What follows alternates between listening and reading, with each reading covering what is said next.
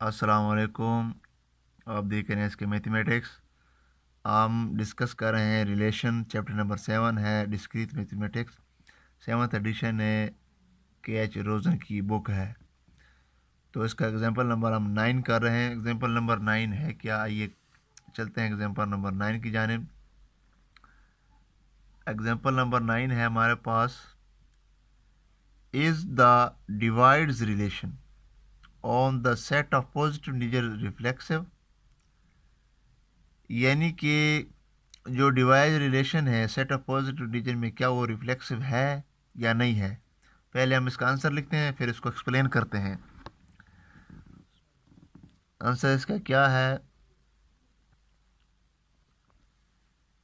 Answer है कि because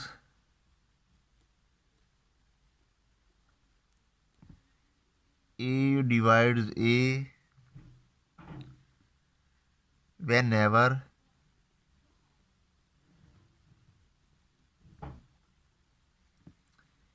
A is a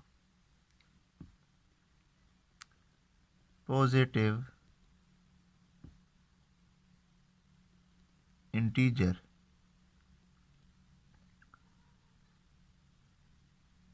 the divides relation is reflexive। इसका क्या मतलब है? उसका मतलब है अगर ओनली ए हो, यानी कि ए, हम एक ही इसका एलिमेंट ले लें पॉजिटिव, जो सेट ऑफ इंटीजर का एक ही एलिमेंट ले लें ए, तो वो हमारे पास रिफ्लेक्सिव आता है, ए डिवाइड्स ए को करता है। लेकिन अगर हम सेट ले लें, पूरा सेट, इसका जो है क्वेश्चन में दिया सेट ऑफ पॉजिटिव रिफ्लेक्सिव है, तो इसका जवाब आता है no. Set of reflexive no क्यों है? पहले हम इसको इसका लिखते हैं आंसर, फिर इसको एक्सप्लेन करते हैं। if we replace if we replace the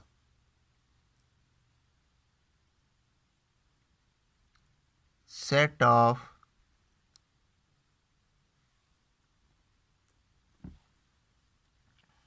positive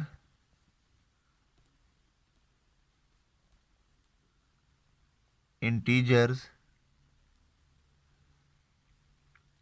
with the set of all integers, then the relation is not reflexive। क्यों रिफ्लेक्सिव नहीं है? बिकॉज ज़ीरो डज नॉट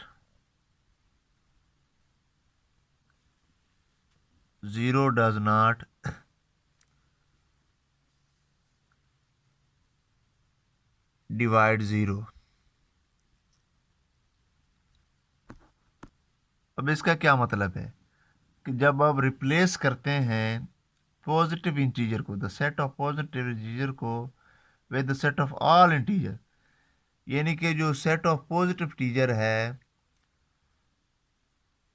उसको अगर हमने रिप्लेस किया है सेट ऑफ ऑल इंटीजर्स, तो वो हमारे पास रिफ्लेक्सिव नहीं है। क्यों नहीं है? क्योंकि ज़ीरो जो है वो ज़ीरो को डिवाइड नहीं करते। क्योंकि हम ज़ीरो को जो है, ज़ीरो अगर ज़ीरो को डिवाइड करेगा तो ये हमारे पास कोई आंसर ही नहीं देगा। तो इसी मतलब है ज़ीरो ज़ीरो को डिवाइड नहीं करता। तो यानी कि अगर सेट ऑफ पॉजिटिव इंटीजर लिया जाए तो सेट ऑफ पॉजिटिव इंटीजर जो है वो हमारे पास रिफ्लेक्सिव है, लेकिन सेट ऑफ ऑल इंटीजर जो है वो हमारे पास रिफ्लेक्सिव नहीं है। अब हम चलते हैं एग्जाम्पल नंबर 9 की जानिब। सॉरी, 9 तो हमने कर लिया। एग्जाम्पल नंबर 12 की जानिब। एग्जाम्पल नंबर 12 क्या है? एग्जाम्पल नंबर 12 है कि is the divides relation on the set of positive teaser symmetric. Symmetric है, क्या वो सिमेट्रिक है जो पॉजिटिव टीजर का सेट है, या एंटी सिमेट्रिक है? पहले इसका आंसर लिखते हैं, फिर इसको सॉल्व करने की कोशिश करते हैं। आंसर क्या है? आंसर इसका है, ये है कि the relation is not symmetric. The relation is not symmetric। इसका जो पहला पार्ट है इस क्वेश्चन का, उसमें ये कहता है कि सिमेट्रिक नहीं है। क्यों सिमेट्रिक नहीं है? बिकॉज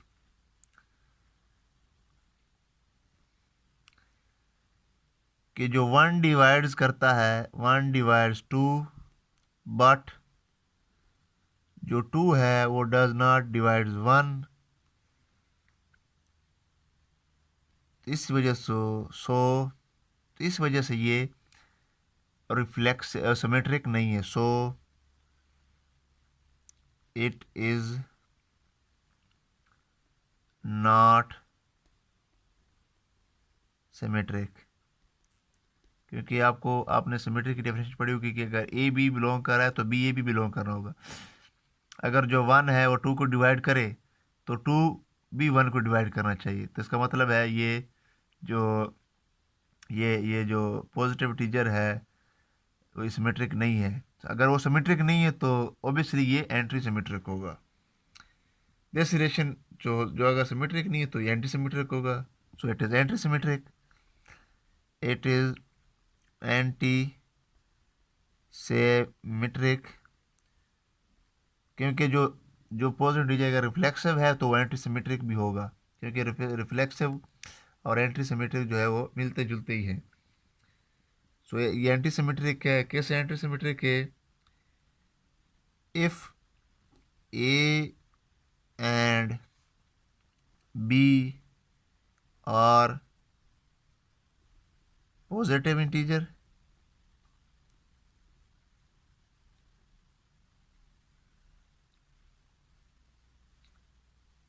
विद, अगर ए डिवाइड्स करे बी को and B divides A, then so ये देन जो है A is equal to B, A is equal to B होगा। यानी कि अगर हम ए एंड बी दो पॉजिटिव टीजर ले लें तो अगर ए बी को डिवाइड कर रहा है और बी ए को डिवाइड कर रहा है तो ए इज इक्वल टू बी भी ऑब्वियसली होगा। अब हम चलते हैं एग्जाम्पल नंबर जो है 15 की जानिब। एग्जाम्पल नंबर 15 क्या है कि is the divides relation on the set of positive जो है वो रिफ्लेक्सिव है। Is the divide relation on a set of positive integer is जो है ट्रांजिटिव है। अगर ये ट्रांजिटिव है तो कैसे ट्रांजिटिव है? तो हम पहले सपोज करते हैं, सपोज दैट, आंसर क्या है? सपोज दैट कि ए डिवाइड्स बी एंड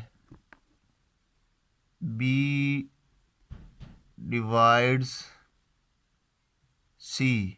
हमने सपोज किया कि ए डिवाइड्स कर रहा है बी को और बी डिवाइड्स कर रहा है सी को।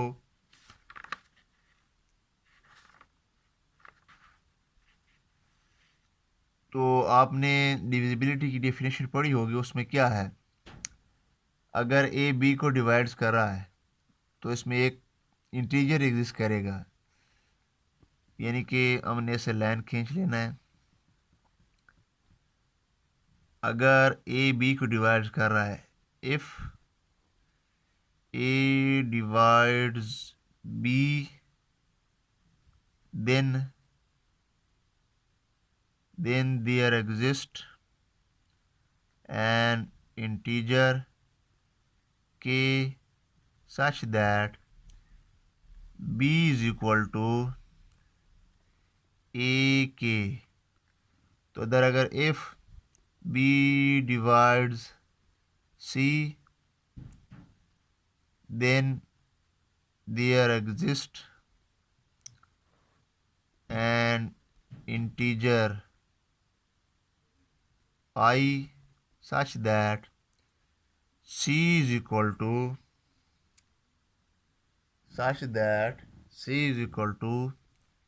bi. इसको इक्वेशन नंबर आप 1 का नाम दे दें, इसको अपनी इक्वेशन नंबर 2 का नाम दे दें। अब देखें ये जो b आ रहा है इसकी कीमत इक्वेशन नंबर 2 में पुट कर दें इस b की जगह, तो हमारे पास क्या आएगा, c इज इक्वल टू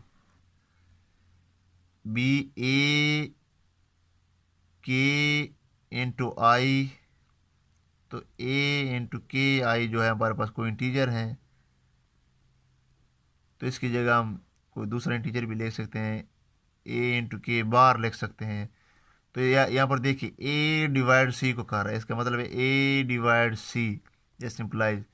तो हमारे पास जो कंडीशन थी ट्रांजिटिव की कि अगर a डिवाइड्स कर रहा है b को, b डिवाइड्स कर रहा है c को, तो a डिवाइड्स जो है c भी होना चाहिए, a डिवाइड्स c भी होना चाहिए। तो ये है, तो जो क्वेश्चन नंबर 15 ये है ट्रांजिटिव।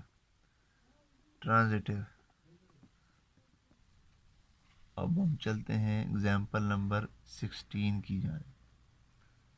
एग्जाम्पल नंबर 16 क्या है कि how many reflexive relation are there on a set with n elements. अब इसका सोल्यूशन हम करते हैं कि इनके एक सेट है जो n एलिमेंट है, उस पर कितनी रिफ्लेक्सिव रिलेशन होंगे। Relation on a set, relation की डेफिनेशन लिखी हुई, set A is a subset of A cross है। Consequently, a relation is determined by specifying whether each of the n square ordered pair in A cross A is, यानी कि अगर Cartesian product A cross A का ले ले तो हमारे पास जो n स्क्वायर ऑर्डर पेयर आता है A क्रॉस A का इन R, यानी कि इसके जो रिलेशंस हैं, यानी कि उसका जो रिलेशन है वो हमारे पास n स्क्वायर आता है, यानी कि इसका ऑर्डर जो पेयर जो है वो ऑर्डर n स्क्वायर तक आता है। और इफ R इज रिफ्लेक्सिव, अगर ये R रिफ्लेक्सिव है तो each of the n order pair A for A belong to A must be in R। तो जो ये A है यानी कि रिफ्लेक्सिव है, ए का ए के साथ जो रिलेशन है वो इस R में होना चाहिए। Each of the other n into n minus 1 order pairs of the form A B where A does not equal to B may or may not be an R।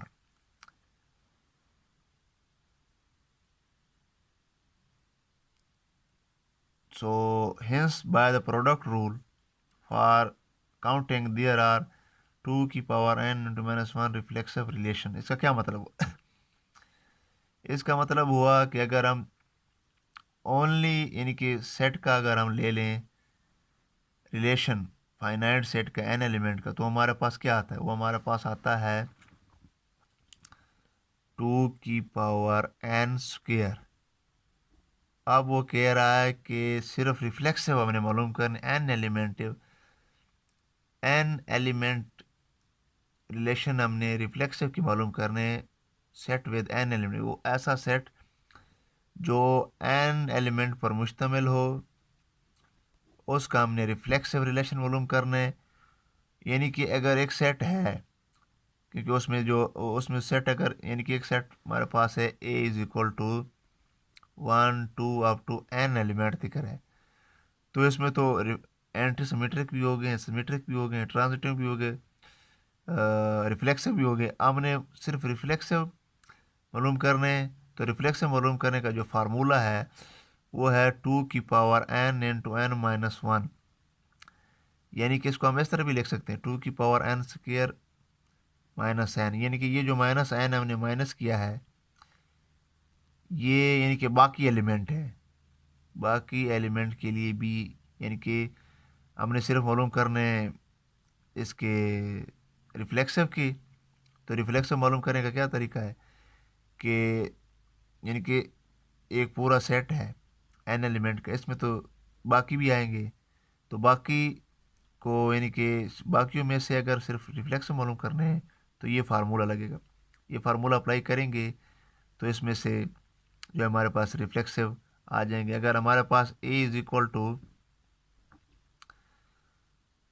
A B C हो तो देखें तो इसमें reflexive कितने आते हैं relation are, वो हमारे पास क्या आता है 2 की पावर n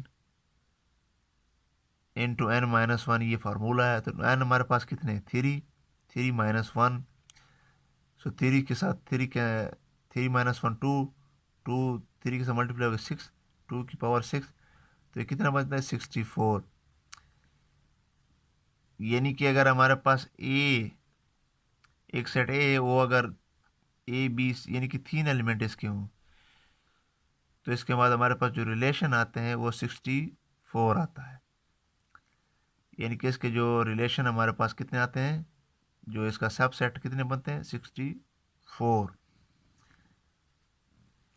ये था क्वेश्चन नंबर एग्जाम्पल नंबर 16 आज था हमारा लेक्चर। उम्मीद है आपको समझ आ गई होगी। अगर किसी को समझ ना आए तो आप कमेंट ज़रूर कीजिएगा कि चैनल को सब्सक्राइब करें। खुदा हाफिज़।